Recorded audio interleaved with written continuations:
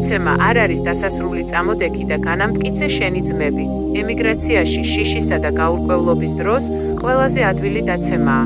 ხშირად ისეთ შეცდომებს ვუშვებთ, რაც მერე სინდის გვიმძიმებს. პირველი, რასაც ასეთ დროს ვაკეთებთ, ადამისა და ევას მსგავსად დამალვაა. ჩვენ გვგონია, რომ ღმერთი იმიტომ მითხოვს აღიარებას, რომ დაგვსაჯოს. სინამდვილეში კი ის იმიტომ გველოდება, რომ გაგკურნოს. ეთო, ბიბლიაში წერია: მთელ დღეს ვიწვდიდი ჩემს ხელებს ურჩი და მოდავე ხალხისკენ. ღმერთი ხელგაშლილი დგას არა ხელკეტით, არამედ წამლით.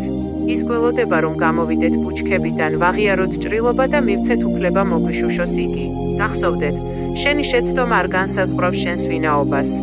ნუ დაემალები უფალს ადამიანით, არამედ მიდი მასთან პეტრესავით. იესომ პეტრეს უთხრა: როცა მოიქცევი, შენი ძმები განამტკიცეო.